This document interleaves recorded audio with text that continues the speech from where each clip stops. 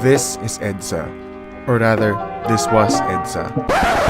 Way before this started happening. Matinding traffic sa EDSA. Wala halos galawan ang mga sasakyan sa EDSA. Traffic sa EDSA. But what if there was a remedy?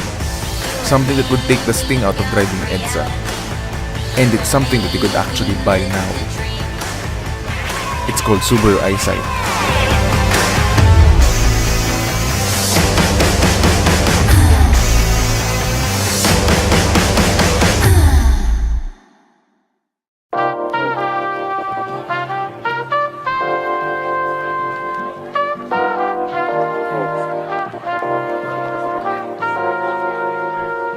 So traffic is an ever-increasing problem here in the Philippines. Thankfully, Subaru's got our backs because the XV that I'm actually driving right now is what you call the Subaru EyeSight technology. And with Subaru EyeSight, the aim of that technology is to, of course, assist the driver in situations such as when there's an obstacle in front of you that you also fail to notice, and then the car will, of course, activate the brakes. So Subaru EyeSight has 6 major features that you need to know about the car, and we'll get to them one by one. So first is adaptive cruise control. So right now, I'm in a traffic situation. So I'm just gonna activate EyeSight, and then you're gonna see in the multi-information display, EyeSight will be appearing there. Then once I press set, it's gonna follow a car. And not only can you adjust their speed, but also your following distance of the car in front. And then from there on, the car will be taking care of the throttle and the brakes. So as you're gonna see, there's the EyeSight display over there, which continually tracks the car in front of us. And as you're gonna see, my foot is resting right now. I'm not doing anything. It's the car who's taking care of the throttle and the brakes. All I'm doing right now is taking care of the steering.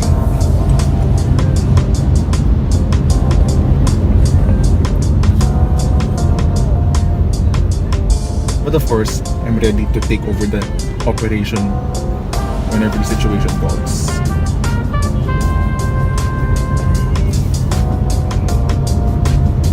So it's not a self-driving car per se, but from that point, basically the car is taking care of accelerating and braking, and all you have to do is hold the steering wheel, which means in traffic jams, driver fatigue is greatly reduced, especially if you're in EDSA. This is going to be very, very useful.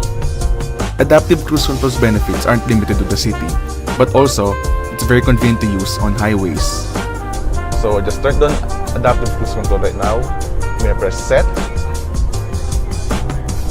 which not only sets the speed but also the distance of the car in front, which is a very, very useful feature to have, especially in long drives. So right now I set my speed to 100 kph, and I set my distance to 3 bars the car in front. And unlike adaptive cruise controls from other brands, Subaru EyeSight takes care of the driving, of managing the throttle and the brakes, even when in stop-and-go traffic. The next feature that we're going to talk about is lane departure warning. You notice that, of course, in highways, or basically any other proper road in the Philippines, there are lane markings, right? So if you swerve from outside your lane without using the turn signals, it will give you an audible and visual warning that you're drifting off your lane. So this is going to be useful if you're, for example, you're not noticing that you're already swaying off your lane. So the EyeSight system detects lane markings. So if I try to do that now, you're gonna see in the display there that it says lane departure warning. It has detected that you're drifting off your lane. So lane sway warning is sort of an anti-distracted driving feature. So once you keep on swerving left and right without using the turn signals, if you're driving erratically, the system will detect that you might need to take a break or there's something wrong with you or something like that. It's basically a feature that is going to really take care of you, to remind you to focus on driving. The next feature that we're going to talk about is lead vehicle start alert. So you know the situation we're in. Let's say you're talking to a friend or you're texting, which you're not supposed to really do in the first place, and the car in front of you has moved forward and you fail to notice it. Well, Subaru EyeSight has the capability to remind you that the car in front has already moved forward. It will give you an audible and visual warning that the car in front has moved, which of course will prompt you to move forward. So the last 2 features that I'm going to talk about is pre-collision throttle management and pre-collision braking. So pre-collision throttle management is basically when EyeSight detects there's an object in front of you, a wall or a car. For example, you're parked, no? Nakapark ka. And then rather than selecting reverse, you hit drive. But there's a wall in front of you. So pre-collision throttle management mitigates the throttle so that when you hit drive accidentally, EyeSight would already prepare the car and instead will hold the brakes and mitigate the throttle so that you won't inch forward and potentially hit the wall in front of you. So it's basically anti-SUA, if you want to call it that way. And then lastly, there's pre-collision braking.